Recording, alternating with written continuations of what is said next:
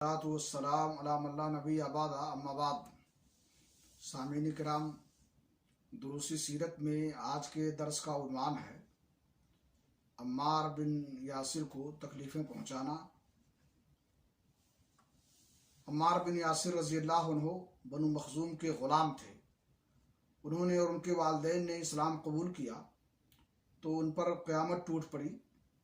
مشرکین جن میں ابو جہل پیش تھا، سخت دھوپ کے وقت انہیں پتھریلی زمین پر لے جا کر اس کی تپش سے سزا دیتے۔ ایک بار انہیں اسی طرح سزا دی جا رہی تھی کہ نبی صلی اللہ علیہ وسلم کا گزر ہوا۔ آپ نے فرمایا، آل یاسر صبر کرنا، تمہارا ٹھکانہ جنت ہے۔ آخر کار ظلم کی تاب نہ لا کر وہ وفات پا گئے، اور سمیہ جو عمار کی والدہ تھیں، ان کی شرمگاہ میں ابو جہل نے نیزہ مارا اور وہ دم توڑ گئیں۔ یہ اسلام کی پہلی شہیدہ ہیں۔ عمار پر سختی کا سلسلہ جاری رہا۔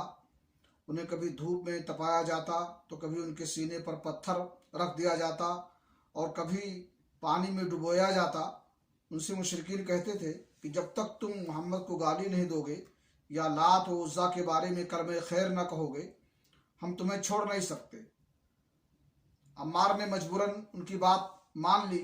پھر نبی صلی اللہ علیہ وسلم کے پاس روتے ہوئے اور معذرت کرتے ہوئے تشریف لائے۔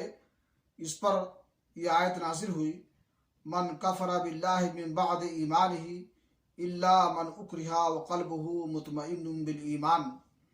جس نے اللہ پر ایمان لانے کے بعد کفر کیا، اس پر اللہ کا غضب اور عذاب عظیم ہے۔ لیکن جسے مجبور کیا گیا اور اس کا دل ایمان پر مطمئن ہو، اس پر کوئی گرفت اور کوئی عتاب نہیں ہے۔ اللہ رب العالمین سے دعا ہے کہ اللہ تعالی ہمیں اسلام پر ثابت قدم رکھے۔ وآخر دعوانا الحمدللہ رب العالمین۔